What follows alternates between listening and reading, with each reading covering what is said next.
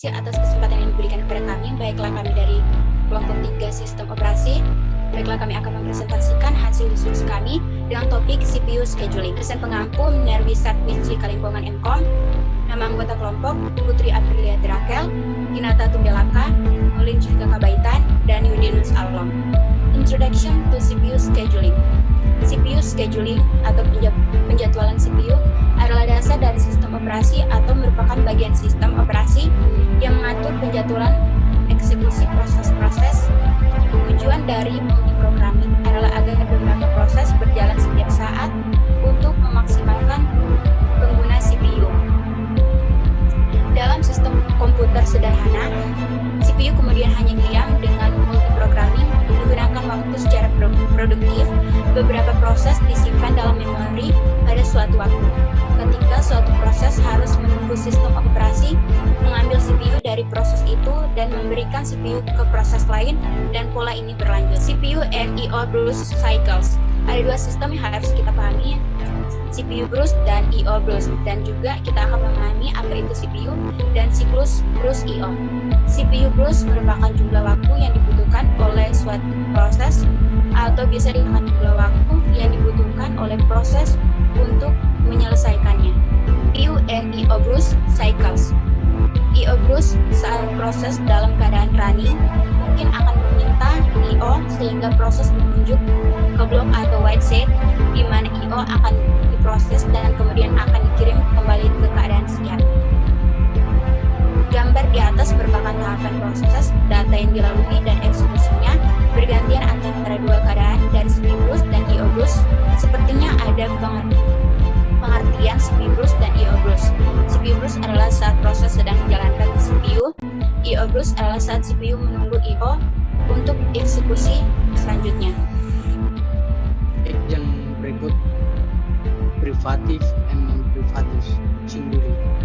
CPU scheduling setiap kali CPU menjadi ideal sistem operasi harus memilih salah satu proses dalam antrian siap untuk dieksekusi.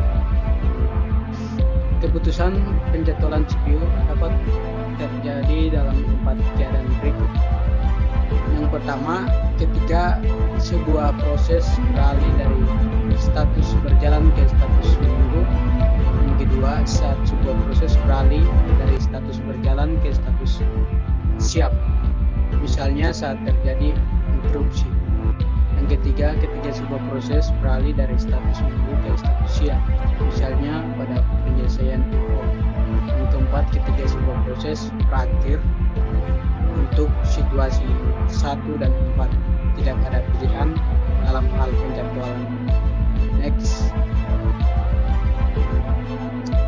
scheduling kriteria. CPU scheduling algoritma berbeda memiliki sifat yang berbeda dan pilihan algoritma tergantung pada berbagai faktor. Ada banyak kriteria telah disarankan untuk dibandingkan algoritma penjadwalan CPU. Kriteria tersebut antara lain sebagai berikut. Yang pertama, instalasi CPU. Yang kedua, input, dan yang ketiga, waktu penyelesaian. Next, scheduling kriteria. Yang keempat, waktu menunggu, dan yang kelima, waktu merespon ke program penyelesaian. Next, yang berikut scheduling algorithm first come first serve. Algoritma penjadwalan first come. Sejauh ini algoritma penjadwalan CPU paling sering dipahami. Yang kedua, proses yang meminta CPU terlebih dahulu, mengalokasikan CPU terlebih dahulu. Yang ketiga, implementasi kebijakan VCFC mudah dikelola dengan antrian 5AK. Terus yang keempat, ketika sebuah proses memasuki antrian ready, VCP-nya terhubung ke bagian ekor antrian. Terus yang kelima, saat CPU kosong, ia dialokasikan ke proses di kepala antrian. Dengan demikian, waktu tunggu rata-rata di bawah kebijakan PCFC umumnya tidak minimal dan dapat bervariasi secara substansial jika waktu CPU burst proses sangat bervariasi. Next. Yang berikut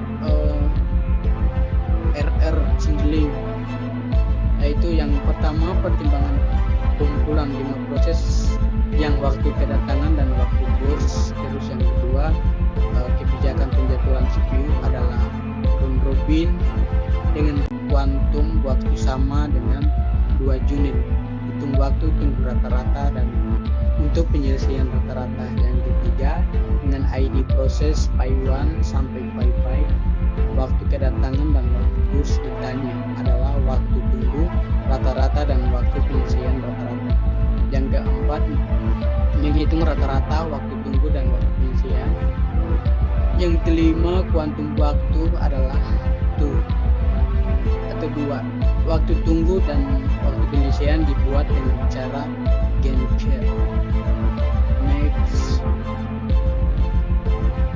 Solve problem part 2. Waktu tunggu rata-rata dan waktu penyelesaian rata-rata.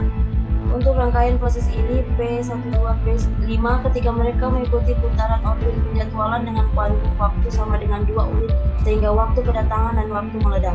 Bahkan gen yang telah terbentuk sehingga proses didahulukan setelah selesainya 2 satuan waktu yang merupakan kuantum waktu dan kemudian beralih ke proses selanjutnya, dan jika proses yang sedang dieksekusi tidak menyelesaikan eksekusinya disimpan di akhir antrian, siap dan diberi kesempatan lagi ketika gilirannya tiba sehingga proses ini dilanjutkan.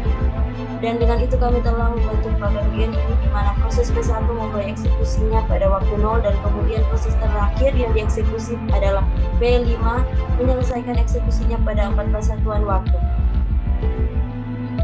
Dengan bahkan akan menghitung waktu penyelesaian dan kemudian waktu tunggu untuk semua proses ini satu persatu, dan kemudian kita akan menghitung rata-rata perputaran dan waktu tunggu rata-rata.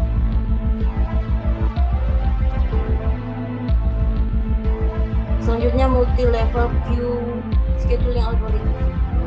Kelas algoritma penjadwalan telah dibuat untuk situasi di mana proses dengan mudah diklasifikasikan ke dalam kelompok yang berbeda seperti contoh di bawah ini. Mereka memiliki persyaratan waktu respons yang berbeda, kebutuhan dan penjadwalan yang berbeda. Proses secara permanen ditugaskan ke satu antrian, umumnya berdasarkan beberapa properti proses seperti ukuran memori, properties proses atau jenis proses. Setiap antrian memiliki algoritma penjadwalan sendiri, seperti contoh ini. Selain itu harus ada penjadwalan antara antrian yang umumnya diimplementasikan sebagai penjadwalan primitif prioritas tetap.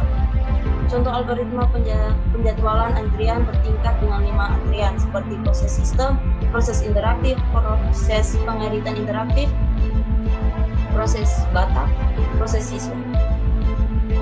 Next. Selanjutnya multi-level feedback queue scheduling algorithm. Berikut ini merupakan beberapa contoh antrian umpan balik multi-level. Q0 memiliki prioritas tertinggi dan Q0 akan menjadi yang pertama diizinkan untuk dieksekusi. Q1 memiliki prioritas tertinggi berikut dan akan berada dalam eksekusi. Q2 memiliki terkecil atau terendah dan Q2 juga akan melakukan eksekusi ketika Q0 dan Q1 kosong. Secara umum, penjadwalan antrian umpan balik multi-level ditentukan oleh parameter. Parameter yang pertama, jumlah antrian yang tergantung pada jumlah antrian dan salah satu parameter penting. Parameter kedua, algoritma penjadwalan untuk setiap antrian, sehingga kita juga melihat bahwa setiap antrian mengikuti algoritma penjadwalan yang berbeda. Parameter berikutnya adalah metode yang digunakan untuk menentukan apakah memutakhirkan suatu proses ke antrian prioritas yang lebih tinggi. Parameter selanjutnya adalah metode yang dilakukan untuk menentukan kapan harus menurunkan suatu proses antrian prioritas yang lebih rendah.